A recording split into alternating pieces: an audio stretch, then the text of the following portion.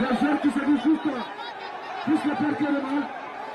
Le fonctionnement et la sécurité de prendre leurs responsabilités. C'est extrêmement important.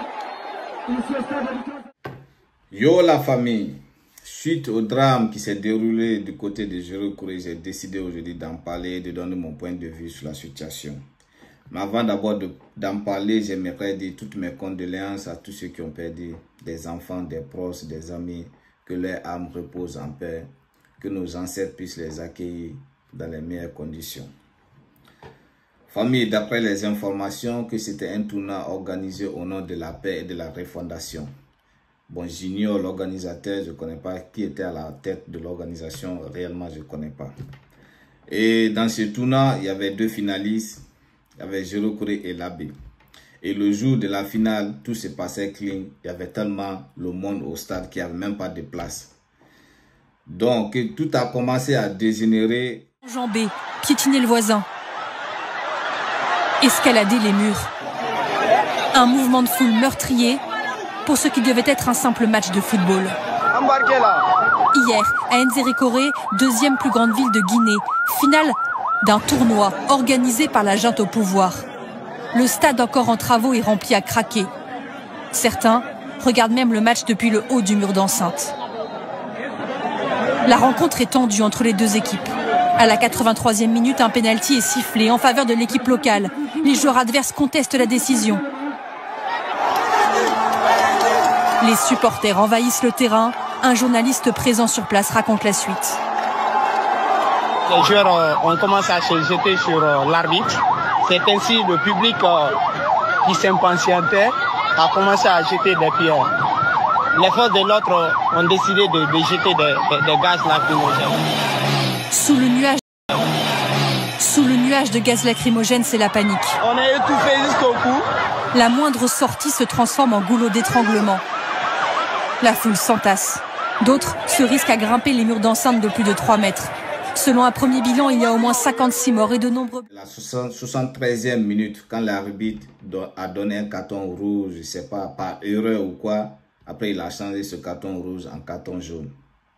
Après le match a continué à la 83e minute que l'arbitre a accordé un pénalty à l'équipe de Jérôme, chose que l'équipe adverse n'a pas pu digérer. Donc ça a envoyé beaucoup de polémiques au stade et les supporters ont commencé déjà à jeter les cailloux au stade. Donc ça a dégénéré, le match a été interrompu.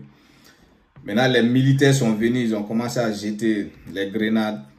La foule s'est dispersée et les gens ont essayé maintenant de sortir en courant. Dans les bousculades là, il y a eu mort d'hommes. Et d'après les dernières informations, il y a plus de 56 morts. C'est vraiment décevant que dans ce 21e siècle, en 2024, un simple match de football, qu'on retrouve ces genres de drame, c'est vraiment décevant. Franchement, les mots me manquent. Mais bon, on ne peut rien, c'est déjà fait, c'est fait. On a fait des analyses et donner réellement qu'est-ce qui a marché, qu'est-ce qui n'a pas marché. Vous voyez, dans cette tragédie, moi je dirais que la première erreur d'abord qui a été faite, c'est du côté des arbitres. C'est mon avis, hein, ça n'engage que moi. Je pourrais dire qu'il y avait un manque de professionnalisme du côté de l'arbitrage. Parce que je ne peux pas comprendre, dans un match comme ça, où il y a tellement d'engouement, où il y a tellement de supporters au stade, tu fais des erreurs, tu donnes un carton rouge, après tu chantes, tu donnes un carton jaune. Franchement, moi je pense que c'est des erreurs à ne pas pardonner. Franchement, ça ne se fait pas dans le football. Une fois que tu donnes déjà un carton, quelle que soit l'intimidation, tu dois déjà accepter ce carton et continuer le match avec. Et d'après ce carton encore, on apprend qu'il donne un penalty. Dans les finales, par exemple, il faut bien revoir parce qu'on ne donne pas de penalty n'importe comment dans des matchs pareils. Et je ne sais pas réellement si ce penalty était mérité ou pas. Parce que Zini n'était pas. Et d'après ce penalty, ça envoie beaucoup de polémiques. Et on connaît maintenant la suite, ce qui s'est passé. Vous voyez, moi je dirais d'abord, la première erreur, c'est le manque de professionnalisme des arbitrages. Et d'après, revenons maintenant à l'organisateur. L'organisation, pour moi, je pense que ça a été mal organisé quand même. On va se dire la vérité. Parce que un tel match, et on sait qu'aujourd'hui, de nos jours, le football, c'est quelque chose qui est vraiment aimé par la jeunesse. Que tout le monde aime, que ce soit femme ou garçon, tout le monde, vieux, papa, nous tous. Moi, je suis un fan de football. Je connais qu'est-ce que je ressens quand je supporte mon équipe. Donc, il y a tellement de l'adrénaline dedans que franchement, quand on vient au stade, on voit son équipe en train de jouer, qu'on voit ses arts de l'arbitrage, ça choque vraiment les supporters. Et du côté de l'organisation, moi je pense que l'organisation était très mal faite. Parce que je ne peux pas comprendre. Parce que quand même, je vois les vidéos, même sur les murs là-bas, il y avait les enfants qui étaient assis sur les murs. Je ne sais pas s'il y avait billetterie ou bien la rentrée était gratuite.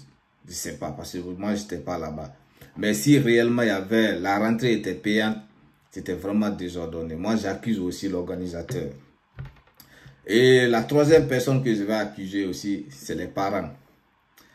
Parce que d'après ce drame, on a constaté qu'il y avait plus de mineurs qui sont morts que d'adultes. Donc cela veut dire que les mineurs sont venus au stade sans les parents. Parce que moi, je ne peux pas comprendre. Un enfant de 12 ans, 13 ans, 14 ans vient au stade sans ses parents. Moi, je pense que aussi c'est la cause. Je pense que les parents aussi sont coupables.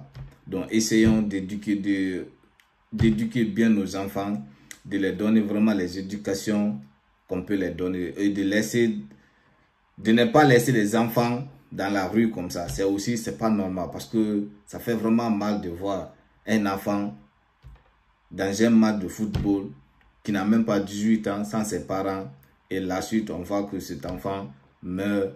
Franchement, c'est dommage. Et ceux qui sont là encore à accuser les autorités en place, j'aimerais vous dire une chose. Vous n'avez rien à faire en fait. Vous êtes là seulement pour, je sais pas, je sais même pas comment vous qualifier. Parce que en fait, pour vous, rien n'est naturel en Guinée. Tout ce qui se passe en Guinée, c'est l'État qui est responsable. Tout ce qui se passe en Guinée, c'est l'État qui est responsable. À un certain moment quand même, arrêtez. La personne qui a eu l'idée d'organiser ce tournoi n'avait pas l'intention. Il pensait même pas que... Il n'avait même pas une petite réflexion que ça allait dégénérer comme ça.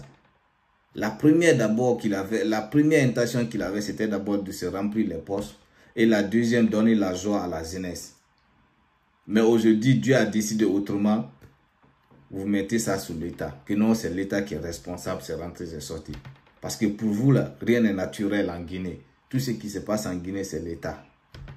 À un certain moment, arrêtez. Arrêtez de faire la politique à la politicienne. Arrêtons ça, nous ne sommes plus dans ça. Nous, on veut l'évolution de ce pays. Arrêtons.